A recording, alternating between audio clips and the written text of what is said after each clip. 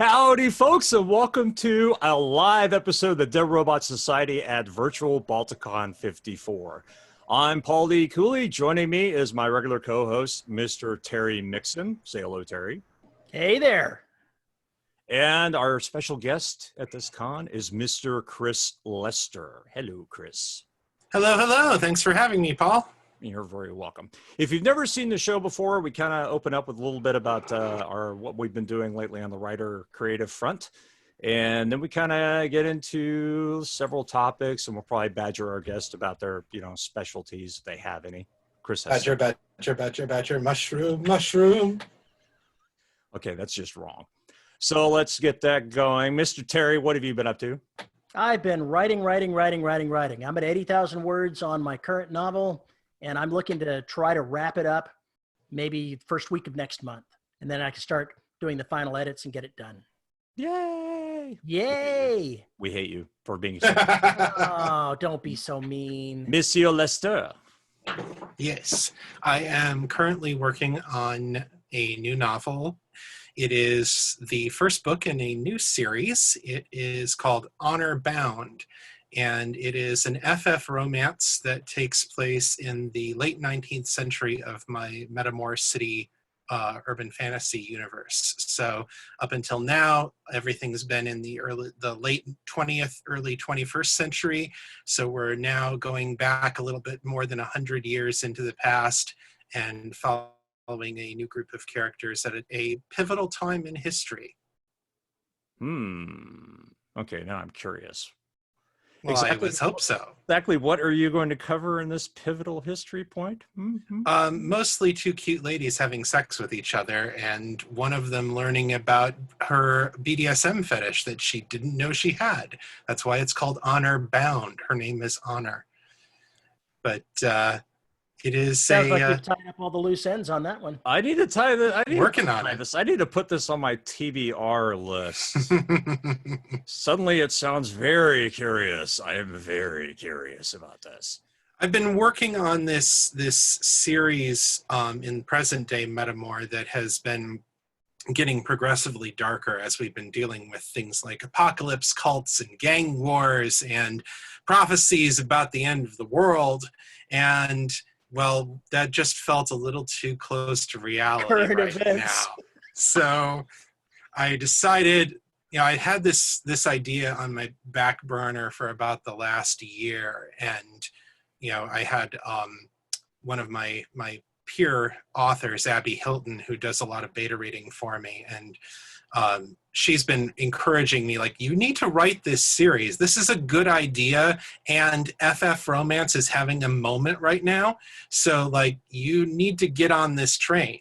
So I finally decided, you know what? I'm just not having fun doing the super dark and gritty stuff right now. I'm going to switch gears entirely and do something light and fluffy and fun. Okay, just for edification, FF is female. Correct. Okay. Lesfic. All right. I see. I am so clueless about how that genre works that I don't know any of the terms. I'm naive. Terry's more skilled in this particular area than I am.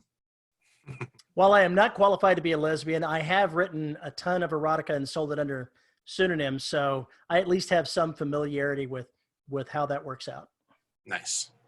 Yeah, the last Metamorph book that I wrote was an erotic fantasy with my characters from the progressively darker and grittier series. I took two of them off on a little side quest and had them having a sexy romp over the holidays. And that was the last novel that I finished. So I was like, maybe I just need to write warm and fluffy things right now. Maybe that's just what my soul is calling for. Wow. I don't know how to write those. I don't know how to write those at all. Yeah. Well, I've been doing research.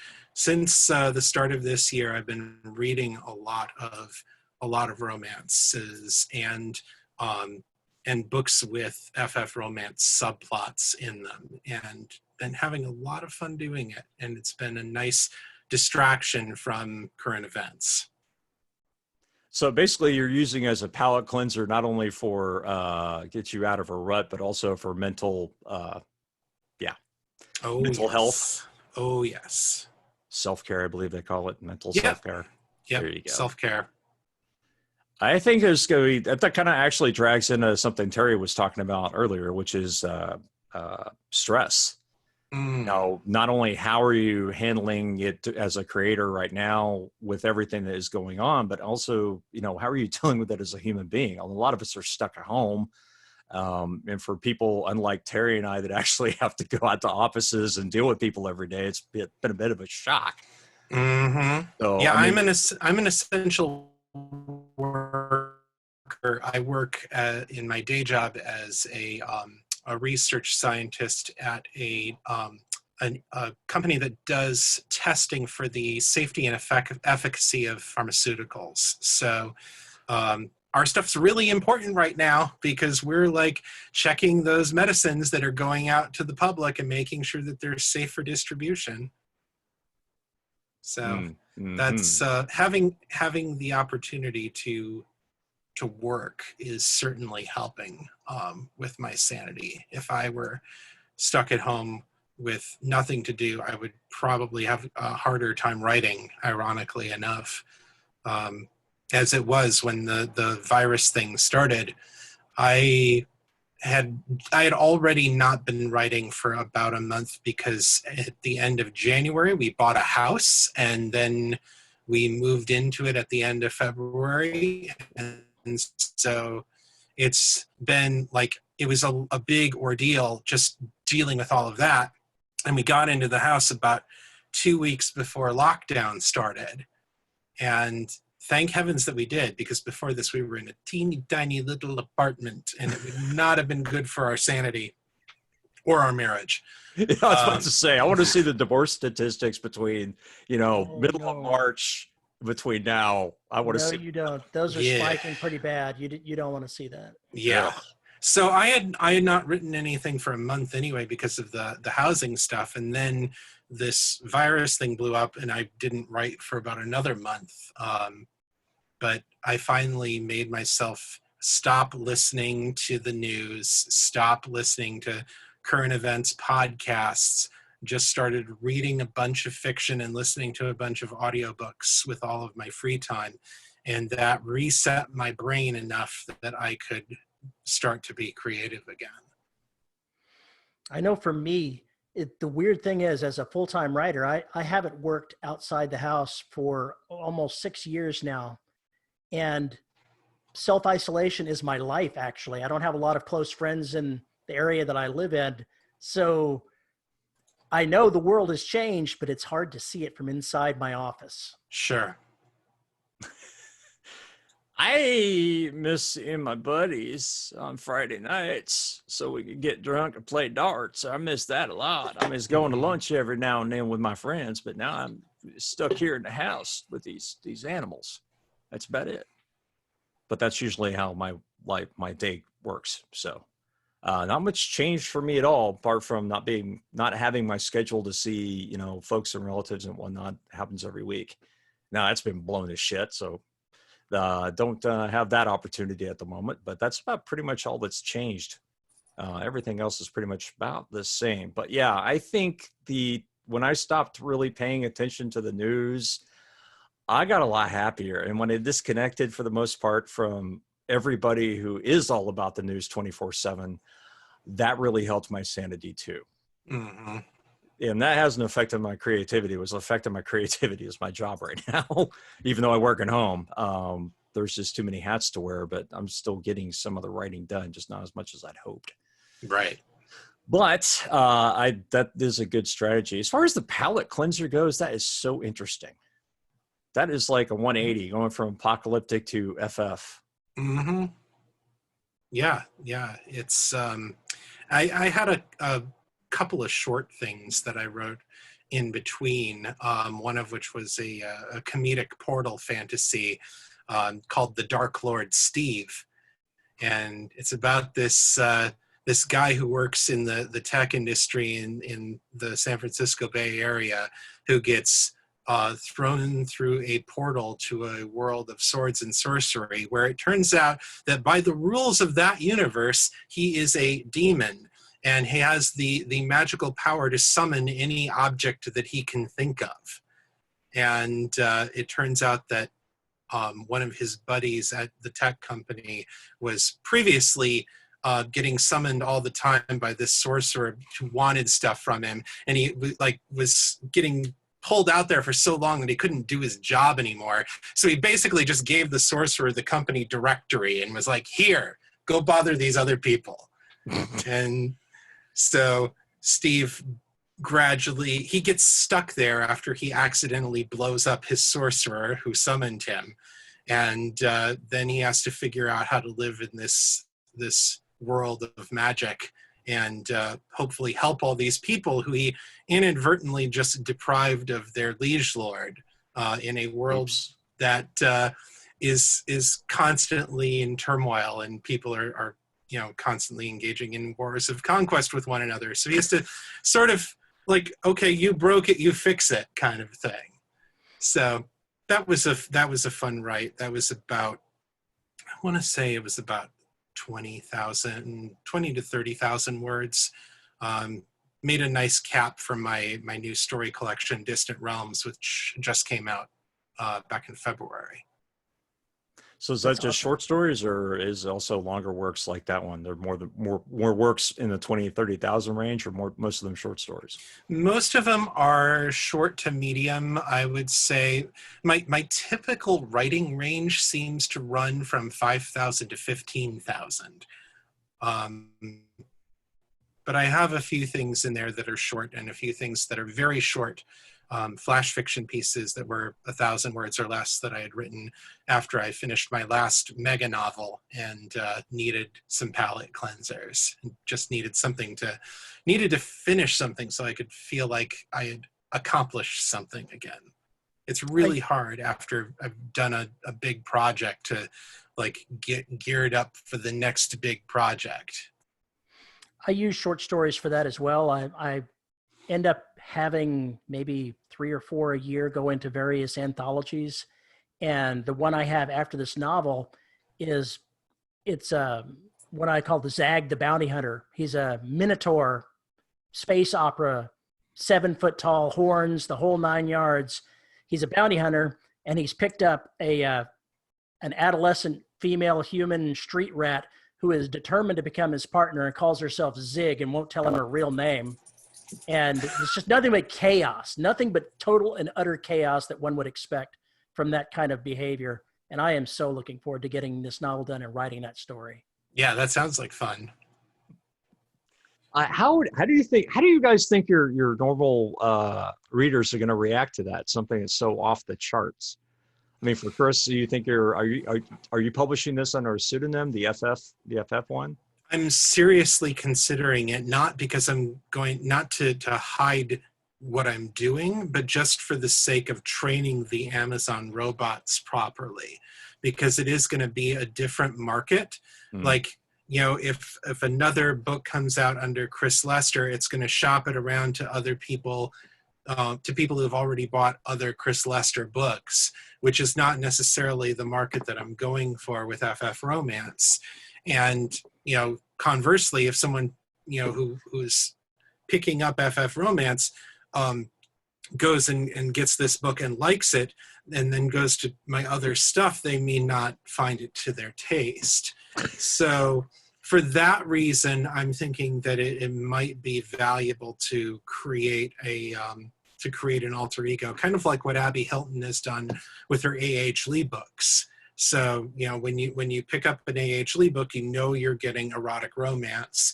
And when you get her other stuff, you're getting more like epic fantasy with some romantic subplots thrown in. Right. When I was publishing erotica, I had the really kinky stuff that I wrote, and then the relatively tame erotica. The relatively tame erotica I published under my middle name, Lynn Mixon. So it's, just not very hidden at all. Whereas I'd never told anybody what the other pen name is, but I've got a romantic erotic mystery, female, male, that I wrote just before I started doing science fiction that I just contracted out to be published at some point in the relatively near future. And I'll go ahead and I'll spread that around on my mailing list. But the different naming is a good idea, but just share it with your audience so that they know if they're inclined, this is me. Right. This is something that Kristen Catherine Rush has done. She's got 3 different names that she sells under. She's got her own name, she's got Christine Grayson, and she's got Chris Nelscott. Mm-hmm. And each of those is a different genre of stuff. And so she's got them all up on her website. But, it's divided up into sections. So it's like, if you are wanting her paranormal romance, you go to her Christine Grayson stuff. If you want her like mysteries, that's Chris Nelscott. So it's a marketing tool. That's all it is. One of the things that she has said, though, in the past, though, is if she was doing it now, she might not have done it that way. So what's going on now, I think the recommendation that she and Dean have made is, unless it's erotica, go ahead and publish everything under your own name. That's the advice they're giving at this point, I believe. Don't quote me on that because I might be wrong, but I think that's what I heard. So erotica is where they stick put the stick in the sand and say, here no further? It's just because it draws a much stronger reaction than a lot of other genres. It's easy to tell branding if you've got fantasy or science fiction, but if you've got erotica, you may have some readers that don't want to see that inadvertently stumbling into it if you have it all under the same name. Yeah, gotcha. That's why when I released Homecoming, my erotic fantasy in the Metamorph universe, I prefaced it with a author's note and said, just so you're aware, these are the content warnings that you're going to be dealing with if you go forward with this story. If this doesn't sound like the sort of thing you might enjoy, you probably want to skip this one. And that's right there at the front so people can see it in the Amazon preview window. So it's good to put that up front. And somebody will still miss it and leave you a 1-star. Well, they haven't so far. Especially if you use the word penis in the first 2 pages. That really pisses them off for some reason. See, this would require people to actually be buying my books, which if I could figure out how to make that happen, then I'd be a good deal further along than I am right now. You would be both, man. This is another reason for potentially starting off the new series as a new name, because it's a new chance to build a reputation and a new chance for Amazon to say, hey, we don't know anything about this guy. Let's go ahead and push it out to folks and see if they like it. And I think that's the thing you got to take. We both podcast our material. We always put, I don't know about you, I always put a warning at the front of mine saying, this contains language and everything else and list it down the line. And if it's a Garaga story, I know I'm going to have to put in there, sexual situations, right? Mm-hmm. It's basically to say, this is not the Black or Derelict. This is going to have a little bit more rumpy pumpy. We need to, set the expectations, properly. Yeah, I didn't used to do content warnings, but I started listening to the podcast, The Feywild West, which is a live play D&D podcast, where they are very good about putting in all of their content warnings at the beginning. And they're very upfront about it. Like, we're trying to make this a safe place for our listeners. And, these are the things that you're going to hear. And they give warnings about, things like, the sound of a gunshot, or, this person is going to be, executed. So people who have different kinds of, sensitivities can figure out whether this is something that they want to listen to or not. And I've come to see that as being a way of showing respect for the listener. Recently, like the last 2.5 years or thereabouts, I've been listening mainly to lit RPG novels. And there's a subgenre of lit RPG that has harem fantasy and it has explicit sex in it.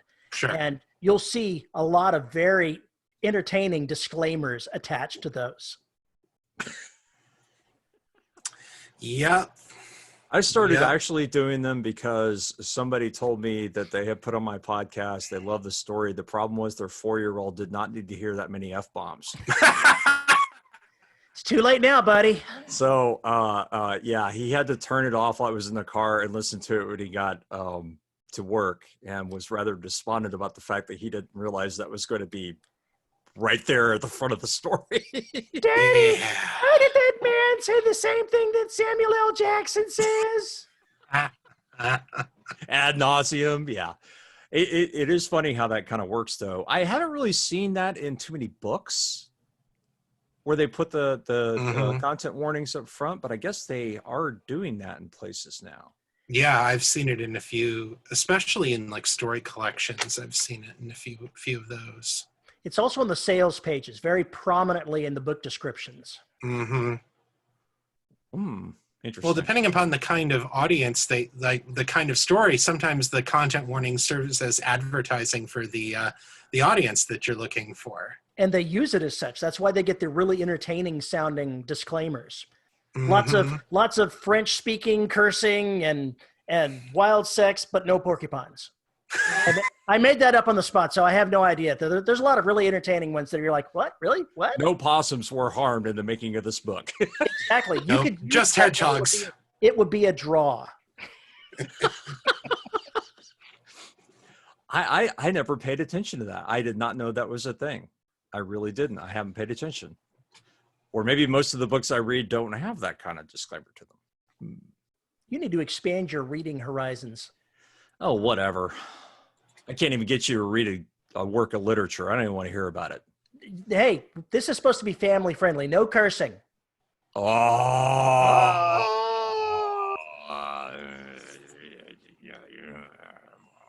Can't take Terry anywhere. He has absolutely no taste whatsoever. This is a man who thought Ice Pirates was a masterpiece. That's all I'm going to say. It's not?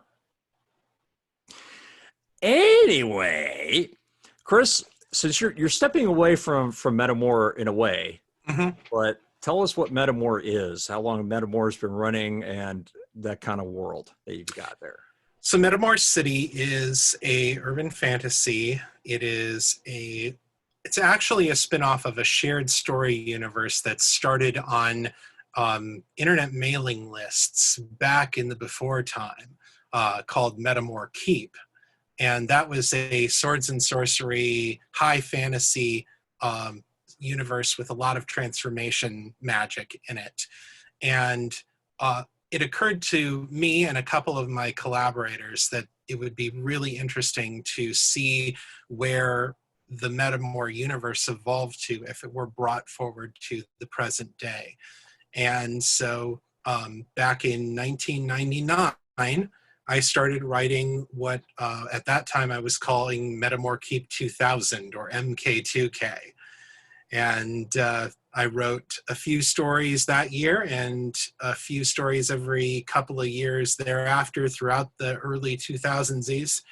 And by the time that I got to about 2007, I decided, this is not really connecting with the audience that I had on my mailing list. I wasn't doing the same kind of tropes that audience was looking for. I was doing more stuff with like vampires and telepaths and more human characters.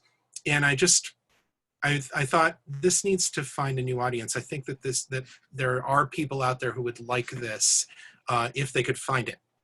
And so at that time, the podcast novel was starting to come into being, and I listened to a few of those and decided that was the way to get it out. So I launched the Metamorph City podcast in 2007 and ran for about 4 years and went through a bunch of short stories and novellas in one big novel. And then I couldn't really keep up with it anymore because I was doing full voice casts and music and sound effects and just, the intense production values, trying to make it as snazzy as possible to sort of compensate for my own personal deficiencies as a narrator and just being real. So, but I realized I wasn't getting any more writing done doing things that way. So I dropped out of the podcast world for a few years. And then in 2015, PG Holyfield died. and he had been my quote unquote nemesis during the golden years of the podcast novel. And so I felt like I owed it to PG to start writing again and to start telling stories again. And I knew that I needed some way to energize myself, to stay connected to my audience, to stay motivated. And so in 2016, I launched The Raven and the Writing Desk, which is my current podcast. Actually, no, I started that earlier than that. I did that in 2015. I think he passed away in 2014 then. It was about a year before I started the podcast. Yeah, because I started it in May 2015. And so he had passed away the previous summer in 2014. And so I've been running it for 6 years now, and almost every week I put out a piece of my fiction and a brief update on my writing endeavors. And, you know, sometimes I answer feedback, but it's just me straight narrating and minimal production work on it. And it's something that I can keep up with, and it's something that I've been enjoying, and I've been getting a lot more writing done since I started doing it. Since the time that I started this in 2015, I've put out, I think 4 of the 7 books that I have out came out since I started the podcast again. So it's been very much worth it. Podcasting is an awesome thing, but you really have to love what you're doing to make it work. For sure. I saw people like T. Morris and the rest when they started out podcasting novels, and I thought about trying it and did a little bit on my own that I never put out, just trying to record things. And I decided the only way to increase my production values with me as the narrator was to immediately find someone else to do the narration. So luckily I found Veronica Giguere, and I'm covered. Yeah, she's awesome. I was not a very good narrator when I started in 2007, but after having been doing this for more than a decade, I've gotten a lot better. And it's now I can record my books a chapter a week, put them out, have content for my podcast, which drives my Patreon, which is my #1 source of writing income. And then when the book is finished, I can package it up and send it off to Find Away Voices and ACX, and then I've got a completed audiobook, and it's been working very well. Excellent. Unfortunately, I'm still one of those people that's still narrating their own work. Well, so am I. It's just like, I don't recommend it to everyone, but you got to really love it. You've got to love it. You've got to be in it for the experience of doing it, and you have to be willing to suck when you start. Like, you have to put it out knowing that you're not going to be that good when you start, and that you're going to look back at your stuff a year later and say, ugh, and that's okay. That's part of the process. That's why I podcasted my show for a year and then completely rebooted it. Nice. Because I went from like 20 listeners to suddenly like 250 overnight. So it was back. It doesn't sound like much, but back then when we were first starting out, I was like, "Oh my god, I have 25 listeners!" Oh, it was like a big deal. But yeah, that was huge. But it grew so fast. I felt like I had to get it.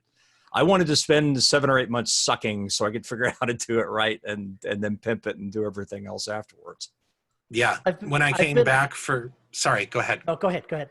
When I came back for The Raven and the Writing Desk, I re-recorded all of the old short stories and novellas that I had done under the Metamorph City podcast, so that I could have the straight read, for the audiobooks. And I realized, I thought originally about going back to the raw narration that I had from the Metamorph City podcast before I put in all the voices and bells and whistles and stuff, but it just wasn't good enough, either in my delivery or in the acoustic quality. Yeah. And so it was worth the time and the effort to go and re-record everything. And, the fans didn't seem to mind me rerunning those stories. No, they really don't. Terry, you were going to say? I was going to say that I've been a host on the Dead Robot Society for 12 years now, and I kind of pretend that the first 8 don't exist. Right. So it wasn't until I came on the show that things got good. Is that what you're telling me? It wasn't until I joined the show? It's more like in spite of rather than because. Wow. Harsh. Wow. Harsh. Man. Oh, can't you feel the loathe? Can't you feel the loathe? Narration is, if you can narrate your work, it's excellent to do, because at least, if nothing else, say it aloud, because it really does help you during the editing process. It helps you during, making sure you've got all the post editing pieces in there. But if you're silly enough to think you have a decent voice to do this kind of thing, try it. I dare you. And then I'll give you the warning. Don't do it. Yeah, pretty much. Don't do it. I kind of cheat when it comes to using audio for editing purposes. I use Dragon to dictate my novels. And I'll go ahead and I'll walk around the neighborhood and I'll dictate into a handheld recorder. I'll come back, let Dragon do the transcription of that. But it's still so rough that even after I correct it, I'll print it out and I'll read it back in a second time before I actually get down to redlining it on paper. So I get to hear how it sounds, but only because I'm speaking. I think that's actually a really big leg up. I think it really is. I think that's the most important part of my editing process, is when I actually read it aloud. Oh, It yeah. definitely refines what you're doing. I can run through a draft over and over again, reading it in text, and there are still things that I don't find until I narrate it for the podcast. And it's like, you got to be kidding me. How many times have I looked at this manuscript and there's still stuff in there that I missed? Yep. And it doesn't help. You'll send it off to editors, you'll get it all taken care of, and somebody will still send you an email. Oh, on page such and such. Mm-hmm. Yeah, everybody's had that experience where we had 14 beta readers go through it with a fine-tooth comb, find all this stuff, send it off to the publisher, and still somebody missed a big deal. And it happens. It always happens. It doesn't matter. It's the same thing with audio. If you're sitting there editing your audio and move things around and adding special effects, there's always that one goof that happens at least during the run one time, where you forget to put in a special effect, or you put a special effect where it didn't belong, or you accidentally excised the wrong portion of audio and then published it. Oh, that's bad. All of those really things bad. happen, and they happen to the best of us and the worst of us. It can happen anyway, though, because John Ringo published a novel and somehow part of an early draft got actually physically published. So a big important scene vanished and was replaced by a little marker that said, "Insert explosions here." No. So it That's can happen anywhere. That's exactly what you want to see. That's exactly what you want to see. Insert big explosions here. Goodness. Do you leave notes for yourself like that, Chris? Very, very rarely. Mostly I write straight through, and I tend to, if I would rather take 30 minutes of my writing time to research something and find the answer and get something down, rather than put in a tag and say, insert this later. Because if I do that, like if I wait and don't and just have a placeholder, I may put in something that doesn't work with stuff that I write 10,000 words later in the manuscript. So, like, for me, I've tried being a really diligent plotter, and my characters just have minds of their own. And, no sooner do I develop my path and say, okay, this is going to happen and this and this and this.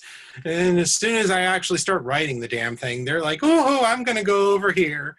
And it's, I've just learned not to plan too far ahead in my manuscripts, or else yeah, bad things happen. I have a simple solution to that. Any of my characters get out of line, I have a way to get them back in line or take them off the board. And I do not have a problem doing it. What are you going to do when you run out of characters then? Create new ones. Oh, Kill them off in the next book. Oh, man. Come on. The graveyard on my site still has a ton of names that have yet to be in books. So I will be killing off quite a few of them in the next year. Trust me. It will happen. I'm looking forward to it, actually. I absolutely cannot do any plotting when it comes to before time. I'm a hardcore pantser.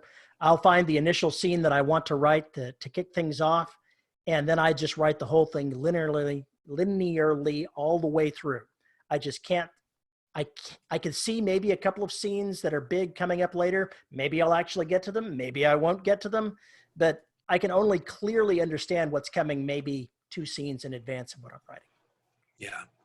The biggest bit of pre-prep work that I'll do is I will figure out the characters, like some of their backstory, a little bit of their backstory, a little bit of what they want and what they're trying to, like what their goals are when the story starts, knowing that those goals could change. And I'll do some thinking about like the themes, like what is this book going to be about? What are the sort of things that I'm going to be wrestling with in my writer brain through the medium of this story? And I'll think about which characters sort of embody which parts of that dilemma. If you've ever heard of the Dramatica theory of storytelling, it is something that's used a lot in Hollywood screenwriting. And the premise of it is that a story is trying to answer a question, and it's trying to consider all the different aspects of that question. And the different characters in the story represent different parts of the brain trying to wrestle with that topic. And so you might have a character like Star Wars, for example. You have Leia, who represents logic and reason and like a rational sort of cool-headed approach to problem solving. You have Chewbacca, who represents emotion, just raw, unrestrained id. You have Han Solo, who represents the cynic, the person who's looking at this whole thing with a jaundiced eye and saying, this whole thing is going to go terribly, terribly wrong. You've got the voice of the mentor in Obi-Wan Kenobi, or later in Yoda. You've got the antagonist who's trying to stop the hero. You've got the what they call the contagonist, which is the character who's trying to draw the hero off of their path and distract them and divert them, that being Darth Vader. The come and join me and we'll rule the galaxy together, sort of drawing the protagonist off of his intended path. And so I will start, when I'm writing a big novel, I will start the story planning by thinking about the characters from these facets. Okay, who is my voice of emotion in this story? Who is my voice of faith? Who's my voice of cynicism? And that can help me when I'm thinking about who do I want to bring into this story out of the cast of characters that I've created, who's going to be useful to me in telling the story that I want to tell. Okay, that brings up an interesting question. How many main characters do you usually have going on in the story? So define a main character. POV. Oh, POVs. In my big stories, like The Lost and the Least, I had, I think, 4 main POV characters who I jumped between, and then several minor characters who showed up for one bit point, in order to convey some part of the plot that none of my main characters were there for. You needed the messenger. You needed the messenger to walk on stage and said, "Oh, by the way." hmm Well, I kind of think of it like in the Song of Ice and Fire books. You've got you've always have the prologue that's from the point of view of some character you've never seen before and will never see again. Usually because they're offed by the time that the prologue is over. So I'll bring in bit players for stuff like that. Now for the FF that I'm writing right now, there are only two viewpoint characters, and that's because in romance you have two protagonists, love interest one and love interest two, and they each have a sort of like a mask, sort of like a role that they fill in society, and then they have their true self that's behind that. And so the story, the process of the romance story is these characters realizing that this other person who doesn't fit with their mask, doesn't seem to fit with the role that they think of themselves as occupying in society, actually sees the person who's behind the mask and knows them and connects with them in a way that no one else ever could. And that is what brings them together in spite of the unlikeliness of their pairing. In Honor Bound, my characters, one of them is a young debutante who's just stepping out into noble society. She's the only child of this baron whose house has been disgraced, and he's trying to recover its reputation. The fact that he named her Honor was not a coincidence. It represented everything that he thought was important, and what he was trying to do is he's trying to restore the honor of his house, and Honor herself is emblematic of that. That's her mask. My other character, Natasha, is a house guard. She's a veteran of the recent war who's dealing with a crap ton of PTSD, and just is in this job because it's what she could do when she got drummed out of the military. And she constantly is thinking of herself as this failure and fuck up, and just like she is just like barely holding on to her position in a society that really doesn't think much of her. And so when these characters are thrown together, and they each can see and value the person behind the mask, I think it's going to be really sweet. If you have more than one, if you have a multi-person relationship, you can have more than 2 points of view. Every romantic character has to have a point of view when you're telling a romance. Yep. And if you do something like Nora Roberts does, where she writes romance and crime fiction together, you've got both the romantic points of view and the antagonist get some face time. Right on. Yeah, I neglected to mention polyamorous stories, but yes, A.H. Lee's Incubus books are fantastic for that. She's got a triad at the heart of her books, and all three characters get viewpoints. Although, interestingly, one of them does not get a viewpoint, if I remember correctly, until the second book, because the other two characters in book one, they sort of see him as their antagonist, and then they both realize that they're they're kind of falling in love with each other. So when I was writing one of my early erotic mystery novels, I wrote it started writing as a two-person, and then in the third chapter, this hard-bitten cop pulls up on her motorcycle and just literally takes over the entire dang novel. This is why we can't have nice things, Terry, because of your characters. This is why we can't have good stories, because you let your characters get out of control. You won't discipline I am them. like the antithesis of good stories. You are absolutely right. I believe that's pronounced antithesis, but we will let that go. We will let that go. I've had some party crasher characters myself. In making the cut, I had a whole third storyline that cropped up because of this character who walked onto the page in a bit part. No, it wasn't Jared. It was Miriam Bakhtivar. So she walks onto the page as just a minor viewpoint character, because I needed one for this one chapter. And then she like keeps showing up. And like next thing I know, she's like become this incredibly important character through the whole rest of the book. That just sounds awful. I don't know why you let characters get away with that kind of mess. Because it's fun. I don't do that. I don't do any of that. I keep mine on a firm leash. Who do you write for, Paul? I read for me. Then obviously you're just a murderer because that's all you do to your characters. Ah, that is such a bunch of crap. That is such a bunch of crap. I do kill them, but, you know, not all of them. Not always in horrible ways. Usually in horrible ways. But, you know, how many horrible ways can you have?